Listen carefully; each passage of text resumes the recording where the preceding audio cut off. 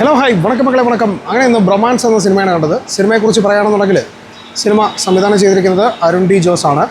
സിനിമയിലെ പ്രധാന കഥാപാത്രങ്ങളെ അവതരിപ്പിച്ചിരിക്കുന്നത് അർജുൻ അശോകൻ, സംഗീത്, മാത്യൂസ്, ശ്യാം, ഷാജോൺ തുടങ്ങിയവരാണ്. സിനിമയുടെ ടീസർ ട്രെയിലറൊക്കെ വന്ന സമയത്ത് തന്നെ അത്യാവശ്യം നല്ല രീതിയിൽ ആകാംക്ഷ ഉണർത്തുന്ന തരത്തിലുള്ള സാധനങ്ങളായിരുന്നു വന്നുകൊണ്ടിരുന്നത്. അതുകൊണ്ട് തന്നെ ഒരുപാട് ട്രെയിലർ കട്ട്സൊക്കെ ഭയങ്കരമായിട്ട് ഷെയർ ചെയ്യപ്പെടുകയും ഇതിനകത്തൊരു മ്യൂസിക് ഭയങ്കരമായിട്ട് ഹിറ്റാവുകയൊക്കെ ചെയ്തിട്ടുണ്ടായിരുന്നു. ന്യൂ ജെൻ ടൈപ്പിൽ എടുത്തിരിക്കുന്നൊരു മൂവിയാണ്. അതുകൊണ്ട് തന്നെ ഈ ന്യൂ ജെൻ ടൈപ്പിലായിട്ടുള്ള കുറേ പരിപാടികളാണ് ഈ സിനിമയിൽ പിടിച്ചിരിക്കുന്നത്. അപ്പോൾ ഒരു ഹാക്കറായിട്ട് സംഗീത് വരുന്നു, ശ്യാം മോഹനെ കാണാതാകുന്നു. അതിനെ തുടർന്നിട്ട് നമ്മുടെ മാത്യൂസ്, സഹോദര സ്നേഹം കൂടുതലായതുകൊണ്ട് തന്നെ മാത്യൂസ് പുള്ളിക്കാരനെ കണ്ടുപിടിക്കാൻ വേണ്ടി കിടന്ന് ഓടുന്നു. ഇതൊക്കെയാണ് സിനിമയിലെ പ്രധാന ഒരു തീമെന്ന് പറയുന്നത്. പിന്നീട് അങ്ങോട്ട് പോകും തോറും സിനിമ ഒരു ഫൺ മൂഡ് പിടിക്കാനായിട്ടുള്ള ശ്രമങ്ങളൊക്കെ നടത്തിയിട്ടുണ്ട്. അത്യാവശ്യം പുതിയ ജനറേഷനിലുള്ള കുറേ കോമഡികളും കാര്യങ്ങളും ഒക്കെ ചിലയിടങ്ങളിൽ വർക്കൗട്ടായി. പക്ഷേ ഒട്ടുമിക്ക ഇടങ്ങളിലും കോമഡികൾ വർക്കൗട്ട് ആവാതെ എന്തിനോ വേണ്ടി തിളയ്ക്കുന്ന സാമ്പാർ എന്ന പോലെ ഇങ്ങനെ പോയി. പിന്നീട് അങ്ങോട്ട് നോക്കും തോറും സിനിമയുടെ സ്ക്രിപ്റ്റ് വൈസ് സിനിമ അത്യാവശ്യം എൻഗേജിങ് ആക്കാൻ ശ്രമിച്ചിട്ടുണ്ടെങ്കിലും ചിലയിടങ്ങളിൽ നല്ല രീതിയിൽ പാളിപ്പോയി, നല്ല രീതിയിൽ ലാഗടിക്കാനുള്ള സാധ്യത വളരെ കൂടുതലായിരുന്നു. പിന്നെ പെർഫോമൻസ് വൈസ് എല്ലാവരും അത്യാവശ്യം നന്നായിട്ട് ചെയ്തിട്ടുള്ളത് കൊണ്ട് തന്നെ സിനിമ വലിയ കുഴപ്പമില്ലാത്ത രീതിയിൽ എൻജോയ് ചെയ്യാൻ പറ്റി.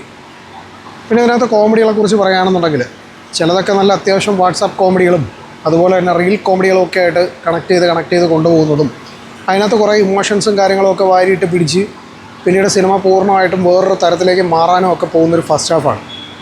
ശരിക്കും പറഞ്ഞാൽ ഫസ്റ്റ് ഹാഫിനകത്ത് മാത്യൂസ് നല്ല രീതിയിൽ ഉറപ്പിച്ചിട്ടുണ്ട്. പുള്ളിക്കാരൻ്റെ ഒരു ഹൈപ്പർ ക്യാരക്ടർ, പിന്നെ ഹൈ ബി പി ആയിട്ടുള്ളൊരു ക്യാരക്ടർ കിടന്നിങ്ങനെ അലർച്ചയാണ്. അത് തന്നെ ഫസ്റ്റ് ഹാഫിൽ മൊത്തത്തിൽ ഇങ്ങനെ കിടന്ന് പിടിക്കുന്നുണ്ട്. അത് പലയിടങ്ങളിലും നല്ല രീതിക്ക് അരോചകമായിട്ട് ഫീൽ ചെയ്തു എന്നുള്ളതിനപ്പുറത്തേക്ക് പ്രത്യേകിച്ച് ഒന്നും തോന്നാത്തൊരു ഫസ്റ്റ് ഹാഫ്. കാരണം ഒരാളെ കണ്ടെത്താൻ വേണ്ടിയിട്ടുള്ളൊരു ശ്രമമാണ്. അപ്പോൾ ആ ഒരു ശ്രമത്തിനിടയിൽ ഇവർക്കുണ്ടാകുന്ന കുറേ കാര്യങ്ങളും സംഭവവികാസങ്ങളും ഒക്കെയാണ് സിനിമയിൽ പ്രധാനമായിട്ട് ചർച്ച ചെയ്യുന്നൊരു കാര്യം. പക്ഷേ ഫസ്റ്റ് ഹാഫിലെ ആ ഒരു വലിച്ചിഴപ്പ് പൂർണ്ണമായിട്ടും നല്ല രീതിയിൽ അരോചകമായി എന്നുള്ളത് എടുത്തു പറയേണ്ടിയിരിക്കുന്നു. സെക്കൻഡ് ഹാഫിലേക്ക് വരുമ്പോഴത്തേക്ക് സംഗീതിൻ്റെ ഒരു ക്യാരക്ടർ കൊണ്ടുവരുന്ന കുറേ ഫൺ കോമഡി എലമെൻസും പിന്നെ അതുപോലെ തന്നെ അർജുൻ അശോകനൊക്കെ ഒന്ന് ഹൈപ്പറായിട്ട് വരാൻ തുടങ്ങിയപ്പോഴത്തേക്ക് സിനിമ അത്യാവശ്യം കുഴപ്പമില്ലാതെ കയറാൻ തുടങ്ങി. മഹിമ നമ്പ്യാർ പൂർണ്ണമായിട്ട് സിനിമയിൽ തന്നൊരു ക്യാരക്ടറായിട്ട് മാറുന്നുണ്ട്. സാധാരണ നായികന്മാരെ പോലെ ഇങ്ങനെ വെറുതെ കൊണ്ടുവന്ന് നിർത്തി ഇങ്ങനെ കൊണ്ടുപോകുന്നതല്ലാതെ ഒരു പൂർണ്ണമായിട്ടും അത്യാവശ്യം അവർ ഒരു ക്യാരക്ടർ റോൾ ചെയ്തിട്ടുണ്ട്. കുഴപ്പമില്ലാത്ത രീതിയിൽ അവർ ചെയ്തിട്ടുണ്ട് എന്ന് തന്നെ പറയേണ്ടിയിരിക്കുന്നു. പിന്നെ സിനിമയിലെ ബാക്ക്ഗ്രൗണ്ട് മ്യൂസിക് അടിപൊളിയായിട്ട് വർക്കൗട്ടായിട്ടുണ്ട്. അത് അത്യാവശ്യം നല്ല രീതിയിൽ പോയിട്ടുണ്ട്. ചമൻ ചാക്കോയാണ് എഡിറ്റർ. ഈ എഡിറ്റർ സത്യം പറഞ്ഞാൽ ഈ സിനിമയെ കുറേ ഏരിയയിൽ പിടിച്ചു നിർത്തി എന്ന് വേണം പറയാൻ. അങ്ങനെയൊക്കെയുള്ള കുറേ കാര്യങ്ങൾ കൊണ്ട് തന്നെ ഈ സിനിമ കുഴപ്പമില്ലാത്ത രീതിയിൽ എൻജോയ് ചെയ്യാൻ പറ്റി. പക്ഷേ അവസാനമൊക്കെ അടുപ്പിക്കുമ്പോഴത്തേക്ക് കുറേ ഫൈറ്റും കാര്യങ്ങളൊക്കെ കൊണ്ടുവന്ന് ടോട്ടലി നല്ല രീതിയിൽ ഇങ്ങനെ വെറുപ്പിക്കുന്ന കുറേ പരിപാടികൾ കാണിച്ചിട്ടുണ്ട്. ശരിക്കും പറഞ്ഞാൽ അതൊക്കെ ഒന്ന് ഒഴിവാക്കിയിട്ട് ആ ഫൺ മോഡ് പിടിച്ചിട്ട് കുറേ കാര്യങ്ങളിൽ ഒഴിവാക്കാൻ പറ്റുന്ന സംഭവങ്ങളുണ്ടായിരുന്നു. പക്ഷേ അതിലേക്കൊന്നും പോകാതെ സിനിമ ഇങ്ങനെ എന്തോ ചെയ്ത് തീർക്കാൻ വേണ്ടിയിട്ട് തീർക്കുന്ന പോലെ ഇങ്ങനെ കൊണ്ടുപോയി. പക്ഷേ വലിച്ചഴച്ച് ഒരു പരുവമാക്കി ഇങ്ങനെ വെച്ചിട്ടുണ്ട്.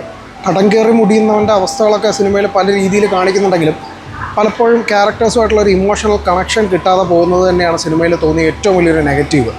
ബട്ട് ഒരു ടോട്ടലി നമ്മൾ കണ്ടുകൊണ്ടിരിക്കുമ്പോഴത്തേക്ക് കുഴപ്പമില്ലാത്ത രീതിയിൽ നമുക്ക് ഇങ്ങനെ അങ്ങ് പോട്ടെ എന്ന് പറഞ്ഞ് കൊണ്ടുപോകുന്നതിനപ്പുറത്തേക്ക് സിനിമയിൽ പ്രത്യേകിച്ച് വലിയ പുതിയ കാര്യങ്ങളൊന്നും ഫീൽ ചെയ്യിപ്പിക്കാതെ പിന്നെ ടെക്നോളജിയുടെ സഹായങ്ങളൊക്കെ അത്യാവശ്യം പിടിച്ച് വെച്ചുകൊണ്ട് അതിനകത്ത് കുറച്ച് ഫണ്ണുകളൊക്കെ കലർത്തി പിടിച്ച് കൊണ്ടുപോകുന്നുണ്ട്. സെക്കൻഡ് ഹാഫിൽ അർജുൻ അശോകൻ ചിലയിടങ്ങളിൽ നല്ല രീതിയിൽ ഉറപ്പിക്കുന്നുണ്ടെന്ന് പറഞ്ഞു കഴിഞ്ഞാൽ നല്ല രീതിയിൽ ഉറപ്പിക്കുന്നുണ്ട്. അതൊക്കെയാണ് സിനിമയിൽ തോന്നിയ ഭയങ്കരമായിട്ടുള്ള കാര്യങ്ങളെന്ന് എടുത്തു പറയേണ്ടിയിരിക്കുന്നു. പിന്നെ അങ്ങോട്ട് നോക്കും തോറും സിനിമയിൽ നമുക്ക് ഭയങ്കരമായിട്ട് ഇമോഷണലായിട്ട് കണക്ട് ചെയ്യുന്ന കാര്യങ്ങളോ ഒന്നുമില്ല. ചുമ്മാ വന്നിങ്ങനെ ഇരിക്കുകയാണെന്നുണ്ടെങ്കിൽ ചുമ്മാ എന്തൊക്കെയോ സംഭവങ്ങൾ കണ്ട് പോകുന്നു എന്നുള്ളതിനപ്പുറത്തേക്ക് വലിയ സംഭവങ്ങളൊന്നും ഇല്ലാത്ത രീതിയിൽ നമുക്കിങ്ങനെ കണ്ടിരിക്കാം. അത്രേ ഉള്ളൂ. ഒരു വൺ ടൈം വാച്ചിനുണ്ടോ എന്ന് ചോദിച്ചു കഴിഞ്ഞാൽ കുഴപ്പമില്ല. പക്ഷേ കുറേയൊക്കെ ലാഗ് ഫീൽ ചെയ്യിപ്പിക്കുന്ന തരത്തിലുള്ള ഒരു പ്രസൻറ്റേഷൻ ആയിപ്പോയതുകൊണ്ട് ചിലയിടങ്ങളിലൊക്കെ നല്ല രീതിയിൽ വെറുപ്പിക്കലായിട്ടുണ്ട്. അതൊക്കെ ഒന്ന് ഒഴിവാക്കി അത്യാവശ്യം ഒന്ന് കട്ട് ചെയ്തൊക്കെ എടുത്തിരുന്നെങ്കിൽ ചിലപ്പോൾ കുറച്ചുകൂടെ സിനിമ വർക്കായിരുന്നേനെ.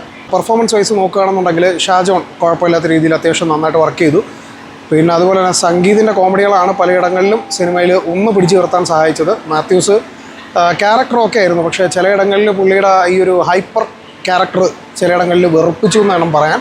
അർജുൻ അശോകൻ കുഴപ്പമില്ലാതെ വന്നു പിന്നെ അവസാനമായപ്പോഴത്തേക്ക് ചുമ്മാ നടന്ന് നിലവിളിച്ച് കൊണ്ടുപോകുന്ന ഒരു ക്യാരക്ടറായി. മിഥുൻ അത്യാവശ്യം കുഴപ്പമില്ലാത്തൊരു ക്യാരക്ടറായിരുന്നു, ഒരു കന്നഡിക ക്യാരക്ടറാണ് പുള്ളിക്കാരൻ ചെയ്തത്. അതുപോലെ തന്നെ അർജുൻ റെഡ്ഡി ലുക്കിൽ വന്നൊരു പുള്ളിക്കാരുണ്ട്, എനിക്ക് അദ്ദേഹത്തിൻ്റെ പേരറിയത്തില്ല, അദ്ദേഹവും കുഴപ്പമില്ലാത്ത രീതിയിൽ പോയി എന്നുള്ളതിനപ്പുറത്തേക്ക് സിനിമയിൽ വലിയ കഥാപശ്ചാത്തലമോ വലിയ സംഭവങ്ങളോ ഒന്നും ഇല്ലാത്ത രീതിയിൽ ചുമ്മാ ഒരു കഥ എടുത്തു വെച്ചു, സെറ്റാക്കി, ഒരു ന്യൂജൻ ടൈപ്പിൽ എഡിറ്റ് ചെയ്തു, ന്യൂജൻ ഐറ്റംസ് കുറേ യൂസ് ചെയ്തു എന്നുള്ളതിനപ്പുറത്തേക്ക് കാര്യമായിട്ടൊന്നും പറയാനില്ല. സോ ഇൻ ഷോർട്ട് മാലു ഈ സിനിമയ്ക്ക് എടുക്കുന്ന റേറ്റിംഗ് 3/5 ആണ്. അപ്പോൾ കൂടുതലൊന്നും പറയാനില്ല, അഭിപ്രായങ്ങൾ വ്യക്തിപരം, സിനിമ തിയേറ്ററിൽ തന്നെ കണ്ടു വിലയിരുത്തുക. അപ്പോൾ നമ്മുടെ ചാനൽ വരുന്ന വീഡിയോസൊക്കെ ഇഷ്ടപ്പെടുകയാണെന്നുണ്ടെങ്കിൽ ചാനൽ സബ്സ്ക്രൈബ് ചെയ്യുന്ന കാര്യം മറക്കരുത്. അതുപോലെ തന്നെ വീഡിയോ ഇഷ്ടമായാൽ മറ്റുള്ളവർക്ക് ഷെയർ ചെയ്ത് കൊടുക്കുക. പുതിയ വീഡിയോസ് റിവ്യൂസ് ക്രോസിംഗ് ചെയ്തിട്ട് നമുക്ക് വീണ്ടും കാണാം. അതുവരേക്കും ബൈ ബൈ.